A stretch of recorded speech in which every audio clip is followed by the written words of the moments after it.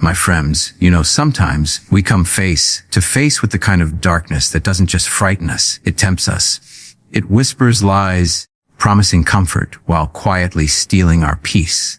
I've been there. I've stood in moments where the light felt distant, where the noise of the world tried to drown out the voice of God. But it was in one of those moments that Jesus showed me how to stand against the darkness and how to escape the mark of the beast that this world so easily tries to brand upon our hearts.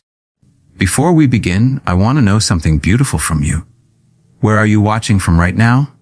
Let me know your name and your city in the comments. I love seeing how far God's message travels. And if this story touches your heart, I invite you to subscribe, like, and share this video with someone you love, someone who might need a reminder that God's light is still brighter than the darkest night. It all started during a season of exhaustion. One of those times in life when your soul feels like it's running on empty. I don't mean the kind of tired that a few hours of sleep can fix. I mean that deep spiritual weariness when you wake up and still feel heavy inside, when the prayers you used to say with fire now fall from your lips without strength. I remember that season vividly because everything around me felt louder than God's whisper. The world's noise, the fear, the confusion, the endless chase for comfort and approval seemed to echo in my heart louder than His truth. I would sit alone in the quiet of my room, just staring at the cross on my wall, and I'd think, "So Lord, where are you in all this?" There were nights when the darkness felt almost tangible, like a thick fog that refused to lift. I could sense how easily the world was changing, how the lines between truth and lies were blurring, how people were choosing what felt good instead of what was right. It wasn't just happening out there. It was happening inside me too. Little compromises. Small moments where I'd choose silence instead of courage, comfort instead of conviction. And one night, I remember saying out loud, "Jesus, how do I stand when the world is bowing to darkness? How do I stay true when everything around me seems to be falling apart?" I didn't expect an answer. I just needed to let the question breathe in the stillness. But it was in that stillness that something sacred happened. The kind of quiet encounter that changes everything, not because the room fills with light, but because your heart finally begins to see again. In that moment of silence, I felt a warmth rise in my chest, as if the presence of Christ Himself was drawing near. It wasn't dramatic. There was no thunder, no vision in the sky, but there was peace, deep, anchoring peace. And within that peace, I heard words, not audibly, but in my spirit. Clear as daylight, tender yet firm. "Jonathan, the mark of the beast isn't something you wait to avoid in the future. It's something you resist right now." I froze. I didn't fully understand what He meant, but I knew this wasn't about numbers or chips or physical signs. Jesus was speaking about the heart, about allegiance, about where we truly belong. He continued, "It's not about a symbol, it's about surrender." Every time my children trade truth for convenience, every time they let fear dictate their choices instead of faith, that's when they start to wear the world's mark instead of mine. Those words hit me like a wave, because I saw myself in them. I realized how often I'd let fear guide my steps, fear of rejection, fear of failure, fear of being misunderstood. I thought I was standing firm in faith, but in reality, I had been bending quietly, letting the world define what was acceptable, what was comfortable, what was safe. And there, sitting alone, I felt the deep conviction of His love, not condemnation, but correction. Jesus wasn't shaming me, He was inviting me back. He was showing me that standing against darkness isn't about rebellion for the sake of pride. It's about devotion. It's about clinging to His truth even when every other voice tells you to let go. That night, I opened my Bible, and it fell to Ephesians 6, the armor of God.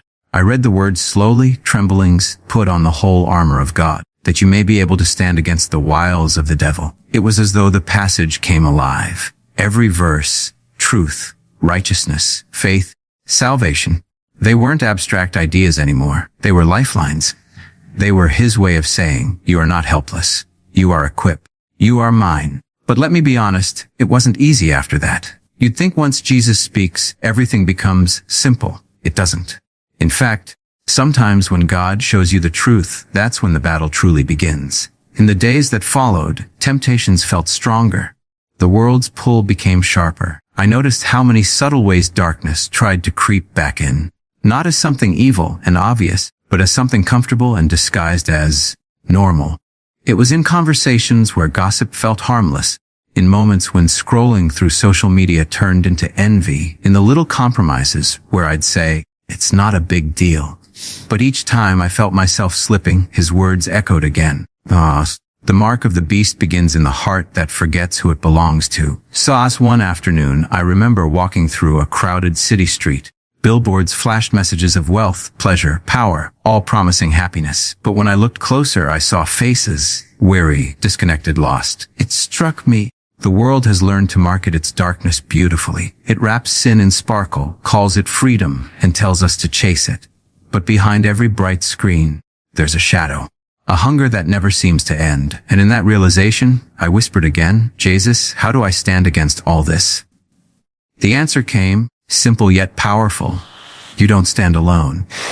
He reminded me that faith was never meant to be lived in isolation. That's why he built his church, why he gave us one another, to be lights together, to strengthen one another when one grows dim. Darkness thrives in isolation, but it retreats in fellowship. So, I began seeking community again, small groups, prayer circles, people who were trying, just like me, to walk in his light. We shared struggles.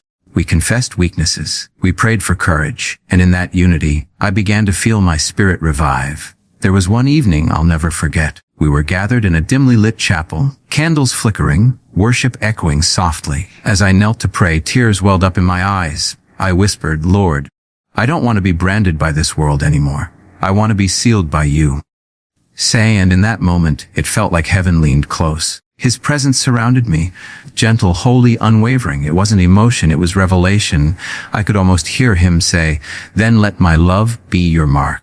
Let my truth be your identity. The only seal you need is the one written upon your heart by my spirit."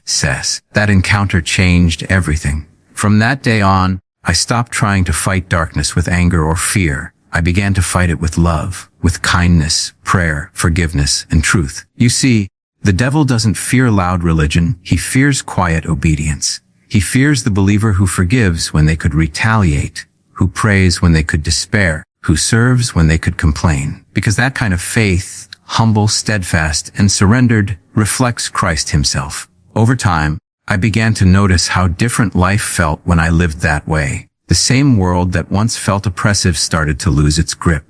The darkness didn't disappear, but it no longer controlled me. Because when Jesus becomes your light, the shadows can't dictate your steps anymore. There were still trials. Don't get me wrong. There were days I stumbled, days when fear tried to creep back in, whispering, "You're not strong enough." But now I knew where to turn. I knew whose voice to trust. One night I was journaling, reflecting on how far I'd come, and I wrote these words, "The mark of the beast is fear. The mark of Christ is faith." And that truth has stayed with me ever since. Standing against darkness doesn't mean living perfectly. It means living faithfully. It means remembering who you belong to even when the world tries to make you forget. It means clinging to the cross when every other foundation shakes. Sometimes that stand will cost you something. You might lose people, opportunities, or approval, but you'll gain peace. The kind that can't be taken away. And that peace is worth more than anything the world could ever offer. So, when I look back on that season of exhaustion, that place where I felt lost, small, and surrounded by darkness, I don't see weakness anymore. I see grace. I see how Jesus met me there, how he taught me to rise again, not by my own strength, but by his Spirit. Because the truth is, the only way to escape the mark of the beast is to be sealed by the love of the Lamb, to walk daily in his mercy, to choose him even when it's hard, to let his light be the mark upon your soul. And once that happens, once you've encountered that kind of love, the darkness loses its power to define you. You become a living testimony, a walking reflection of the victory of Christ. Even now, I sometimes still hear that gentle reminder in prayer, Jonathan, the battle isn't against flesh and blood. The enemy isn't out there. It's in the lies that try to live in here. And every time, I breathe deep and whisper, Lord, strengthen me to stand, not with pride, but with faith. Because at the end of the day, that's what he calls each of us to do, to stand, not in our might, but in his mercy, to walk through the valley of shadows with hearts anchored in the one who already conquered death itself. And that, my friends, is how Jesus taught me to stand against the darkness, not by running from it, but by walking with him through it. Because when you walk with the light, even the darkest night cannot overcome you. There came a time, even after that revelation, when doubt started creeping in again. Slowly, quietly, like a shadow returning at dusk. You'd think that after hearing the voice of Jesus so clearly, I would never question again. But faith, I've learned, isn't a one-time victory. It's a journey. It's a daily surrender. It's the battle between what we know in our hearts and what we feel in our flesh. There were nights I found myself sitting in the same spot where I had first prayed, the same flicker of candlelight, the same Bible open before me. Yet this time, I felt distant from that peace I once knew. The world's noise had grown louder again, and my heart began to tremble under its weight. Everywhere I looked, there was fear, in headlines, in people's eyes, in the uncertainty of what tomorrow might bring. And in those moments, I'd whisper, Lord, where are you now? Did I lose your voice? Did I fail you somehow? I can't tell you how many times I wrestled with that silence. It felt as though the warmth that once filled my soul had dimmed. The prayers that once flowed like rivers had turned into deserts. There was a deep ache in my spirit, like something inside me had gone numb. I began to wonder if I had imagined everything, the peace, the encounter, the words I thought I heard. Maybe I was just fooling myself, but even in that despair, a small, stubborn part of my heart refused to give up, because I remembered how he met me before, and I clung to that memory the way a drowning man clings to a lifeline. Still, the doubts kept whispering. What if you can't stand when the real storm hits? What if your faith isn't enough? And that's when Jesus began to teach me something deeper. That renewal doesn't come from being strong. It comes from being surrendered. One night, as I sat there struggling, I turned to the story of Peter. I've always loved Peter. Not because he was perfect, but because he was real. He was passionate, impulsive, flawed, and deeply loved. He had walked on water. He had promised Jesus his loyalty. And yet, when the moment of testing came, Peter denied him 3 times. That story used to make me sad, until I realized how much of Peter lives in me, in all of us. We want to stand tall for Jesus. We want to be brave and faithful. But sometimes, fear wins for a moment. Sometimes the world's voice grows louder than our faith. And yet, Jesus never stopped loving Peter. That realization hit me hard. The Lord doesn't define us by our moments of fear. He defines us by our willingness to reach back for his hand when we fall. Because Peter didn't stay in his failure. He let grace pull him back up. So that night, I prayed again, not with confidence, but with humility. I said, Lord, I don't know how to be strong, but I know how to be yours. And maybe that's enough. And that's when peace began to stir again, not as a sudden flood, but as a gentle whisper of, you will fall, Jonathan, but I will lift you up. You will tremble, but my love will steady you. Those words melted something inside me. I realized then that Jesus was never asking me to be perfect. He was asking me to be present, to keep showing up, to keep trusting, even when I couldn't feel him. Faith, I discovered, isn't about the absence of doubt.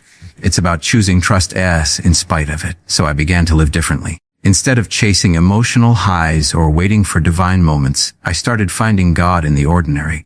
In the sunrise after a sleepless night, in the sound of laughter with a friend, in the quiet strength it took to forgive someone who'd hurt me. Every morning, I'd whisper, here I am, Lord. I don't feel holy today. I don't feel brave, but I'm still yours. And slowly, that daily surrender began to rebuild something inside me. I remember one afternoon, I went for a walk. The sky was heavy with clouds and everything looked gray.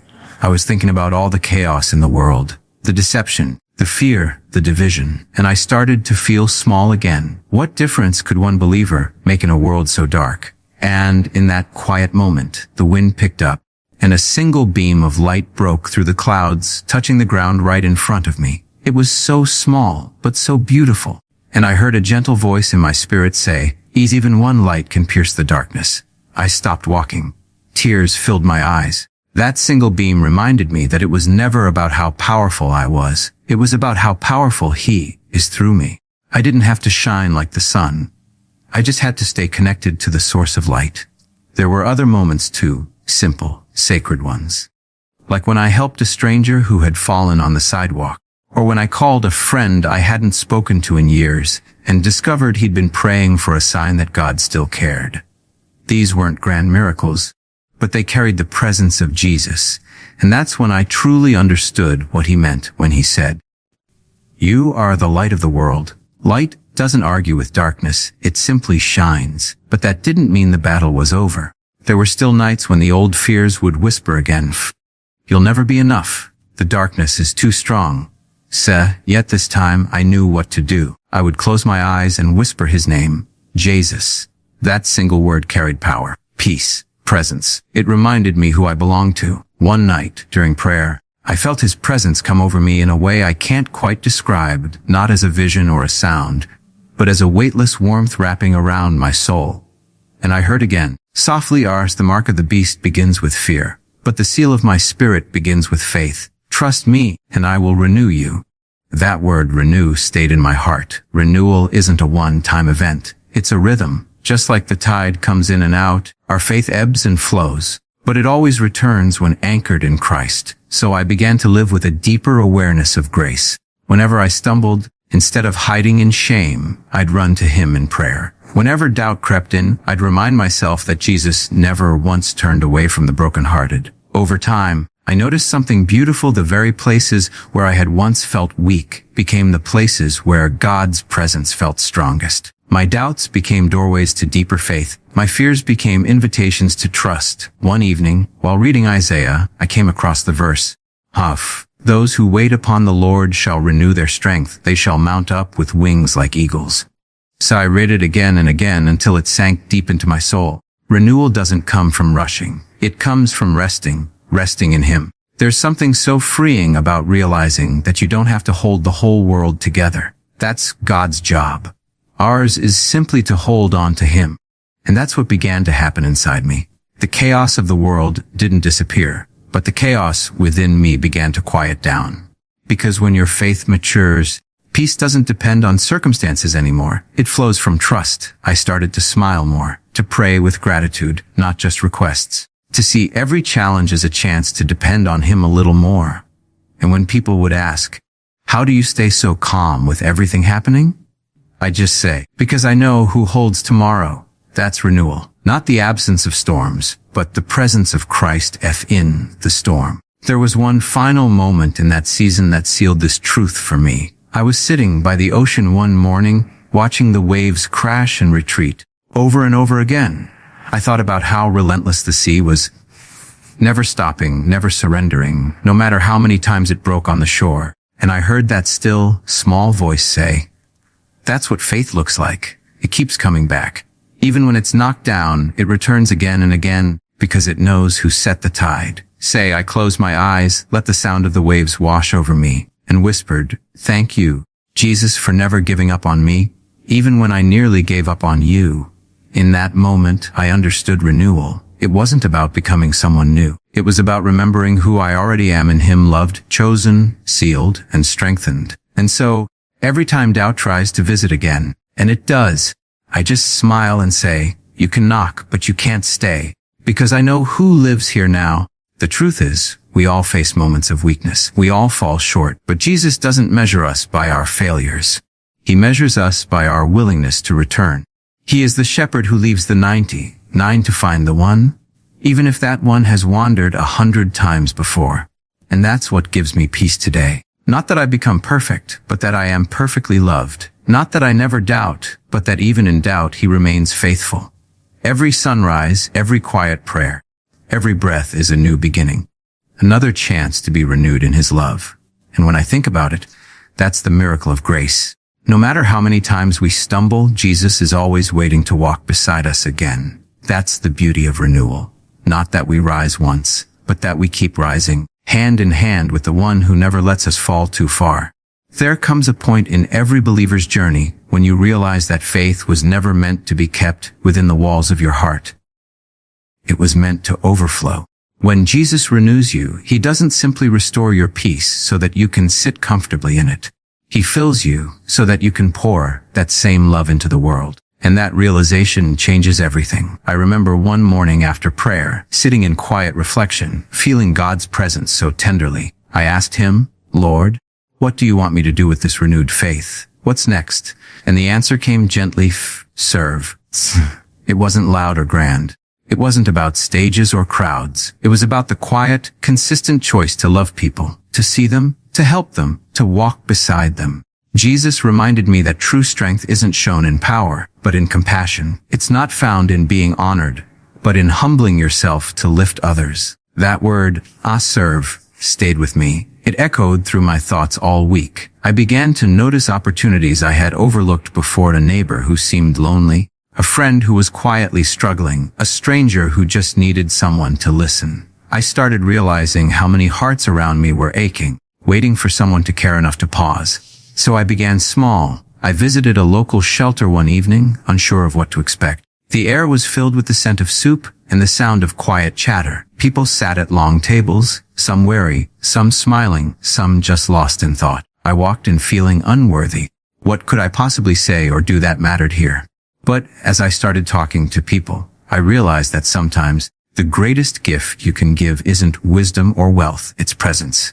There was one man sitting alone by the corner. He had a tired face, eyes that carried stories too heavy for words. I sat beside him, offered a simple, "Hey, how's your evening going?" He looked at me for a moment and then said, "It's better now that someone asked." That moment hit me so deeply. I realized how rare it is for people to feel seen, truly seen. We talked for a while. He told me about losing his family, his home, his hope. I didn't have the answers. I didn't have a sermon prepared. I just listened. And before I left, I said softly, "You're still loved by God and by the people He sends to remind you of that." Tears filled his eyes, and he said, "Thank you." I almost forgot. That moment stayed with me for a long time, because that's the heart of service, reminding people they are not forgotten. It's not about fixing everything. It's about reflecting Christ's love right where you are. After that day, I began to understand what Jesus meant when He said, "Whatever you do for the least of these, you do for me." It's not metaphorical, it's literal. Every act of kindness is an offering to Him. Every time we choose compassion over convenience, heaven takes notice. But serving others isn't always easy. It requires humility, a willingness to set aside your own plans, your comfort, your pride. There were moments when I didn't feel like helping, when I was tired or distracted, and yet the Spirit would nudge me gently. This is where love grows. Lao say, and it's true. Love grows in the soil of service. It grows when you choose to show up for someone even when no one's watching. It grows when you forgive those who never apologized, when you pray for those who hurt you, when you choose mercy over judgment. There was a day when I was helping at a small community outreach program, handing out food boxes. A young woman came in late, flustered and embarrassed. She apologized for being last, explaining that she had walked miles to get there. The volunteers were packing up, but I remembered something I'd read that morning. Do not withhold good from those to whom it is due when it is in your power to act.